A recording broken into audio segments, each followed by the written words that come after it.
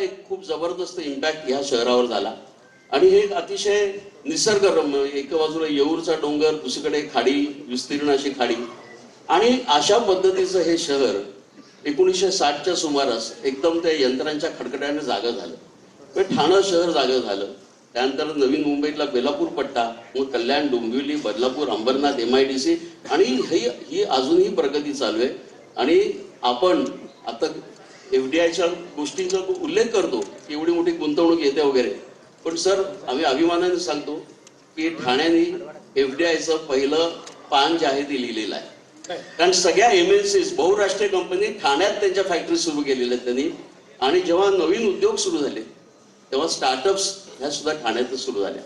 त्यामुळे आम्ही ठाणेकर कोणीच मान्य करणार नाही की ठाणे ही डॉर्मेटरी आहे, इथे लोक फक्त रात्री येऊन झोपतात आणि दिवसा मुंबईत जाऊन काम करतात. हे चूक आहे. ठाणं आता जागं शहर आहे. तिथे मॉल्स आहेत तसे आणि मोठी मोठी ग्रंथालय आहेत 150-150 वर्ष जुनी. तर थोडक्यात हा ठाण्याचा इतिहास मला तुम्हाला सांगायचा होता. आणि आता आपण सरळ प्रश्नांकडे वळूया, कारण की आपलं तुमच्याकडनं बरंच काय ऐकायचं आहे. पण तेजस्वीला विनंती करणार आहे की आता पहिला बॉल तू टाक. आणि तर मुख्यमंत्र्यांची ही मुलाखत सध्या सुरू आहे, यावर आपलं लक्ष असणारच आहे. मात्र एक आपण ठाण्यातनं बाहेर जातो, काम करतो आणि ठाण्यात परत येतो असं उरलेलं नाहीये. तर ह्याचं उदाहरण मी स्वतः आत्ता आहे की मी गोरेगावात राहत होते, इथून मी आत्ता ठाण्याला शिफ्ट झाले, कारण माझं आत्ताची जी सिरियल चालू आहे त्याचं शूटिंग ठाण्यात असतं. आणि ठाण्यामध्ये शिफ्ट होण्याचं एक कारण असं आहे, जो प्रश्न कदाचित ठाणेकर रिलेट करतील. थोडंसं ठाणं प्रवासाच्या दृष्टीने लांब लांब लांब लांब जातं. तर ही जी की वाहतूक कोंडी होतीये त्या संदर्भात तुम्ही काही प्लॅनिंग केलंय का, त्याबद्दल आम्हाला जाणून घ्यायला आवडेल. नक्कीच. मला असं वाटतं की मुळामध्ये ठाणे असेल किंवा MMRचं क्षेत्र असेल, या क्षेत्रामधला सगळ्यात महत्वाचा जर काही प्रश्न असेल तर तो वाहतुकीचा प्रश्न आहे, दळणवळणाचा प्रश्न आहे. म्हणजे मी नेहमी सांगतो की दोन प्रश्न जर आपण मुंबईसहित MMR रिजनमध्ये सोडवू शकलो, एक लोकांच्या राहण्याचा आणि दुसरा लोकांच्या कम्युनिकेशनचा, तर खऱ्या अर्थानं आपण यशस्वी झालो असं मानता येईल. ठाण्यामध्ये एक प्रकारे दळणवळणाच्या दृष्टीने अनेक गोष्टी आपण आता त्या ठिकाणी केलेल्या आहेत. विशेषतः आपल्याला माहिती आहे की मुंबईमध्ये जुन्या सरकारच्या काळामध्ये 11 वर्षामध्ये त्यांनी 11 किलोमीटरची मेट्रो केली. आणि 14 नंतर ज्यावेळेस माझ्याकडे हा सगळा कारभार आला त्यावेळी आपण 5 वर्षामध्ये 475 किलोमीटरच्या मेट्रोचं प्लॅनिंग केलं, त्याचं काम सुरू केलं. नंतर पुन्हा त्याच्यामध्ये काही स्थगित्या आल्या होत्या. पुन्हा शिंदे साहेब मुख्यमंत्री झाले, आम्ही वेगानं ते काम चालू केलं. आज जवळपास 200 किलोमीटरचं काम आमचं पूर्ण झालेलं आहे. दरवर्षी 50 किलोमीटर आम्ही करणार आहोत. हे 475 किलोमीटर पैकी जवळपास 400 किलोमीटर हे 2028च्या शेवटी किंवा 2029 पर्यंत आम्ही पूर्ण करू आणि 2030 पर्यंत सगळं नेटवर्क आम्ही पूर्ण करू. यामध्ये ठाण्याला एक मोठी कनेक्टिव्हिटी आपण दिलेली आहे. ठाण्याला मुंबईकडे कनेक्टिव्हिटी दिली आहे, ठाण्याला कल्याणकडे, भिवंडीकडे आपण कनेक्टिव्हिटी दिलेली आहे आणि 2030 पर्यंत सगळं नेटवर्क आम्ही पूर्ण करू. यामध्ये ठाण्याला एक मोठी कनेक्टिव्हिटी आपण दिलेली आहे, ठाण्याला मुंबईकडे कनेक्टिव्हिटी दिली आहे, ठाण्याला कल्याणकडे, भिवंडीकडे आपण कनेक्टिव्हिटी दिलेली आहे. आणि त्यासोबत 3, 4, 5 मेट्रो ज्या आहेत त्या सगळ्या मेट्रो या ठाण्याशी आपण कनेक्ट केलेल्या आहेत. आणि सोबत ठाण्याच्या रिंग मेट्रोचा देखील आपण आता एक प्रस्ताव मान्य केलेला आहे. त्यामुळे ठाणे कदाचित हे पहिलं शहर असेल की ज्या शहरामध्ये कंप्लीट रिंग मेट्रो आपण करणार आहोत. आणि नुसतं आपण मेट्रो करून या ठिकाणी थांबलेलो नाही, तर दळणवळणाच्या दृष्टीनं अजून ज्या काही महत्त्वाच्या गोष्टी आहेत त्याच्यामध्ये आपण जी आपली सबर्बन रेल्वे आहे ही अत्यंत महत्त्वाची आहे. लोकल जी आपली लाईफलाईन आहे. म्हणजे आज तर आपण मेट्रो आणली, मेट्रो अतिशय चांगली आहे, अतिशय सुंदर डबे आहेत, एअर कंडिशन आहे, दरवाजा लागतो, पण अनेक वर्ष त्या आपल्या सबर्बन रेल्वेला लटकून आणि त्याच्यामध्ये एंट्री करत म्हणजे मला असं वाटतं कसरत करत लोकांनी खूप वर्ष काढली आहेत. पण आता आपण बघितलं असेल तर गेल्या 10 वर्षात मोदीजींच्या नेतृत्वात या सबर्बन रेल्वेचे प्लॅटफॉर्म्स आपण चांगले केले, त्याची आपण हाईटही वाढवली, त्याची लेंथही वाढवली, स्टेशन्स चांगले केले, एस्केलेटर्स आपण त्या ठिकाणी लावले, स्वच्छता आपण केली. पण तरी देखील लोक असं म्हणायचे की हे सगळं ठीक आहे, पण शेवटी मेट्रोवाल्यांना चांगले डबे आणि आम्हाला असे का? त्यामुळे आता त्याचंही उत्तर आपण शोधून काढलेलं आहे.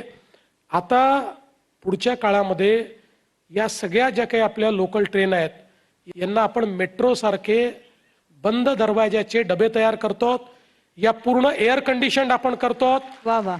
आणि ठाणेकरांनी याच्यावर टाळ्या वाजवू नये, पुढच्या वाक्यावर टाळ्या वाजवाव्या की हे सगळं केल्यानंतरही एअर कंडिशन्ड लोकल ट्रेन दिल्यावरही सेकंड क्लासचं तिकीट मात्र आता जेवढं आहे तेवढंच आपण ठेवणार आहोत. त्यामुळे कम्युटेशन करता आपण हा एक प्रयत्न केलाय. सोबत मोठ्या प्रमाणात आपण आता ई बसेस घेतो सगळ्या महानगरपालिकांमध्ये, केंद्र सरकार आणि राज्य सरकारच्या माध्यमातून. कारण आपल्याला प्रदूषण जर कमी करायचं असेल तर एंड टू एंड ट्रान्सपोर्टेशन आपल्याला द्यावं लागेल. त्यामुळे ते प्रदूषण कमी करण्याचा प्रयत्न आपण या ठिकाणी चालू केलेला आहे. ई बसेसने आपण जोडतो. आणि यातला तिसरा टप्पा काय आहे? तिसरा टप्पा आहे MMRच्या ट्रान्सपोर्टेशनच्या इंटिग्रेशनचा. आपण मुंबईमध्ये इंटिग्रेशन केलं. आता सिंगल ॲपवर सिंगल तिकीटवर मुंबईमध्ये कुठलंही पब्लिक ट्रान्सपोर्ट तुम्हाला त्या ठिकाणी घेता येतं. आता पुढच्या टप्प्यामध्ये आम्ही MMRची सिंगल अथॉरिटी केली आहे. या अथॉरिटीमध्ये एका ॲपवर एका तिकिटावर MMR रिजनच्या कुठल्याही महानगरपालिकेत कुठेही तुम्ही गेलात तरी त्या ठिकाणी मेट्रो असेल, त्या ठिकाणी सबर्बन रेल्वे असेल, त्या ठिकाणची बस असेल किंवा मुंबईतली मोनो असेल किंवा पुढे वॉटर टॅक्सी जेव्हा सुरू करू तेव्हा वॉटर टॅक्सी असेल, एका तिकिटावर आपण त्याच्यावर ट्रॅव्हल करू शकाल आणि तुम्हाला तुमच्या ॲपवर त्याचा ट्रॅव्हल प्लॅन मिळेल. म्हणजे नियरेस्ट तुमच्या जवळ कुठल्या प्रकारचं पब्लिक ट्रान्सपोर्ट आहे आणि तिथनं तुम्हाला कुठे इंटरचेंज करायचं आहे अशा पद्धतीनं इंटिग्रेशन जे आहे हे इंटिग्रेशन आपण केलेलं आहे. त्यामुळे पब्लिक ट्रान्सपोर्ट सिस्टीम जी आहे ती ठाण्याची आणि MMR रिजनची अतिशय रोबस्ट आणि सगळी कनेक्टिव्हिटी, म्हणजे हे जे 475 किलोमीटर आहे याच्यामुळे आपण उत्तर दक्षिण पूर्व पश्चिम कुठेही जा सगळीकडे पब्लिक ट्रान्सपोर्टची कनेक्टिव्हिटी आपल्याला मिळेल अशा पद्धतीनं याचं आपण त्या ठिकाणी नियोजन केलं आहे. वा वा वा, खूपच छान वाटलेलं आहे आम्हाला हे ऐकून. पण तरी थोडा एक हवरट प्रश्न. हे मेट्रोचे मुंबईत इतके प्रकल्प होत आहेत, पण आपल्याला ठाणेकरांना ऍक्च्युली मेट्रोमध्ये कधी बसता येईल? मला असं वाटतं की पहिल्या टप्प्यात तर ठाणेकरांना येत्या 2 वर्षातच मेट्रोमध्ये बसता येईल. पण सगळे टप्पे ठाण्याचे जे आहेत ते पूर्ण करायला आम्हाला 2030 साल उजाडेल. म्हणजे 29 पण थोडं थोडं त्याचे टप्पे जे आहेत ते आम्ही लोकार्पित करत जाऊ. पण अंतिम नेटवर्क जे आपलं पूर्ण व्हायचं आहे ते मात्र 2030 मध्ये सगळं पूर्ण होईल. पण तोपर्यंत ठाणेकरांना बहुतांश मेट्रो ही मिळालेली असेल. वा, छान वाटतंय ऐकून. पण मग आता ही बुलेट ट्रेन आधी येणार की रिंग मेट्रो आधी येणार? दोन्ही आजूबाजूलाच येणार आहेत. दोघांची कॉम्पिटिशन चाललेली आहे. बुलेट ट्रेन आधी येऊन गेली असती, पण मध्यंतरीच्या काळामध्ये आपल्याला माहिती आहे की आमच्या उद्धवजींना अचानक बुलेट ट्रेनचा राग आला आणि त्यांनी त्याला स्थगितीच देऊन टाकली आणि सगळी कामं थांबवून दिली. गुजरात साईडला काम चाललं होतं, महाराष्ट्र साईडला बंद होतं. पण शेवटी ईश्वराच्या मनात असतं ते होतं. त्यामुळे पुन्हा एकदा आमचं सरकार आलं, शिंदेसाहेब मुख्यमंत्री झाले, सगळ्या स्थगित्या आम्ही दूर केल्या, पटकन लँड ॲक्विजिशन केलं. आता अत्यंत वेगाने आमचं ते काम चाललेलं आहे आणि मला असं वाटतं की 2028 मध्ये आपल्याला बुलेट ट्रेन कदाचित या ठिकाणी पाहायला मिळेल अशी परिस्थिती आलेली आहे. आपण ठाण्याशी मुंबईची असलेली कनेक्टिव्हिटी याबद्दल आता बोलतोय, तर मला अजून एक प्रश्न विचारायचा आहे. मुंबईचा कोस्टल रोड ज्याबद्दल खूप उत्सुकता असते, सगळ्यांनाच असते, तो ठाण्यात येईल का हो कधीतरी? म्हणजे तुम्ही कोस्टल रोड करण्याबद्दल काही विचार केलायत? बघा, मी तुम्हाला एक गोष्ट सांगतो की 2 गोष्टी आहेत. आपण कोस्टल रोडचा जेव्हा विचार करतोय त्यावेळी एकतर मुंबई कोस्टल रोड हा ठाणे जिल्ह्यात आणि तिथनं पलीकडे कसा जाणार आहे पहिल्यांदा आपल्याला सांगतो की आता मुंबई कोस्टल रोड हा बांद्र्यापर्यंत आलाय. आता बांद्रा वर्सोवाचं काम आपलं चाललेलं आहे. वर्सोव्यावरनं तो दहिसरला जाणार आहे. दहिसरवरनं तो भाईंदरला जाणार आहे आणि भाईंदरवरनं तो विरारला जाणार आहे. म्हणजे आता भाईंदर टू विरार म्हणजे उत्तन, भाईंदरचं जे उत्तन आहे, उत्तनपासनं तो विरारला जाणार आहे. विरारपासनं एक मल्टी मॉडेल रोल कनेक्टिव्हिटीचा हा थेट अलिबागपर्यंत जाणार आहे. म्हणजे आपण जर विचार केला तर मुंबईला पूर्ण एक रिंग रोड आपण तयार करतो आहोत या कोस्टल रोडच्या माध्यमातून. आणि ठाण्याचा जर आपण विचार केला तर वसईची खाडी आणि ठाण्याची खाडी अशा जे दोन भाग आहेत, या दोन ठिकाणी आपण दोन अशाच प्रकारचे कोस्टल रोड ठाण्याचे आपण तयार केलेले आहेत. या ठाण्या कोस्टल रोडचा जो पहिला जो काही भाग आहे, ज्या भागामध्ये आपण खारेगावपासनं त्या ठिकाणी नाक्यापासनं तो गायमुखपर्यंत जो नेणार आहोत, याचं जवळपास 94% आता लँड ॲक्विजिशन झालं. याचं काम आपण सुरू करणार आहोत. यामुळे सगळ्यात महत्त्वाचा फायदा काय होणार आहे की आज आपण जर विचार केला तर ठाण्यामध्ये इतका ट्रॅफिकचा प्रॉब्लेम काय आहे, तर सगळा गुजरातचा जो काही वाहतूक आहे ही जी JNPTला चाललेली आहे ही सगळी ठाणे शहरातनं चाललेली आहे.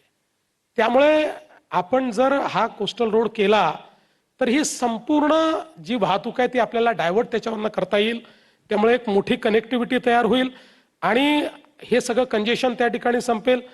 आणि दुसरं कोपरीपासून बाळकुंपर्यंत असा दुसरा आपण जो काही कोस्टल रोड तयार करतो आहोत, त्या कोस्टल रोडमुळे आणि मग त्याला एक लिंक साकेतला आपण या दोघांना एक जोडणारी एक लिंक तयार करतो आहोत. या संपूर्ण नेटवर्कमुळे ठाणे खूप मोठ्या प्रमाणात डिकंजेस्ट होणार आहे. आणि तिसरं आपल्याला कल्पना आहे की जो ईस्टर्न फ्रीवे आहे आपला, हा ईस्टर्न फ्रीवे आता त्या ठिकाणी छेडानगरच्या जवळ येऊन संपतो. आता ईस्टर्न फ्रीवे छेडानगरवरनं तर साकेत आणि तिथनं पलीकडे म्हणजे आमणे फाटा जो आहे तिथपर्यंत एलिव्हेटेड रोडच्या रूपानं नेण्याचा आमचा प्रयत्न आहे. जेणेकरून आपल्याला आज समजा समृद्धी महामार्ग आहे, नाशिकचा ट्रॅफिक आहे, ह्या सगळ्या ट्रॅफिकला जे भिवंडी, ठाणे आणि तिथनं मुंबई असं जावं लागतं आणि त्या ट्रॅफिकचा जो सगळा जो काही भार आपल्या ठाण्यावर पडतो तो सगळा भार हा इकडे शिफ्ट करण्याचा आमचा प्रयत्न आहे. आणि पॅरलली एक अजून लिंकचा आम्ही विचार करतो आहोत की कशेडीपासनं म्हणजे हा जो काही आमणे फाटा आहे तिथनं कशेडीला नेऊन कशेडीपासनं तर तिथनं एक रोड तयार करून कोस्टल रोड तयार करून तो थेट भाईंदरला जो मुंबईचा कोस्टल रोड येतोय तिथे जोडण्याचा आमचा प्रयत्न आहे. त्यामुळे तिकडनं एक वेगळा जो काही रिंग आहे ती रिंग त्या ठिकाणी तयार होईल. हा सगळा ट्रॅफिक बाहेरून गेल्यानंतर आपण विचार करा, आता मी जी रिंग सांगितली आहे या सगळ्या रिंगमध्ये ठाण्याचा सगळा ट्रॅफिक बाहेरून निघून गेल्यानंतर शहरातलाच ट्रॅफिक शहरामध्ये राहील. त्यामुळे आज ठाण्यामध्ये जे लोकांना त्रास सहन करावा लागतो, जो काही संध्याकाळी ट्रॅफिक पुढेच जात नाही अशी जी अवस्था असते, या अवस्थेतनं आपल्याला सुटका मिळेल. आणि यातलं काहीही कागदावर नाही, सगळं जवळपास सुरू झालेलं आहे. ठाणे कोस्टल रोडचा जो सेकंड भाग आहे तो अजून सुरू व्हायचा आहे, पण फर्स्ट भाग हा सुरू झालेला आहे. मी जसं सांगितलं की त्यातलं सगळ्यात क्रिटिकल काय होतं, लँड ॲक्विजिशन होतं, तेही 94% आम्ही पूर्ण केलं आहे. म्हणून मला असं वाटतं की ही जी कनेक्टिव्हिटी आहे एक प्रकारे ज्याला आपण म्हणू शकतो की भविष्यातलं जे MMR रिजन आहे या MMR रिजनची सगळी कनेक्टिव्हिटी ही आम्ही तयार केलेली आहे, प्लॅन केलेली आहे आणि त्याचं एक्झिक्युशन आम्ही सुरू केलेलं आहे.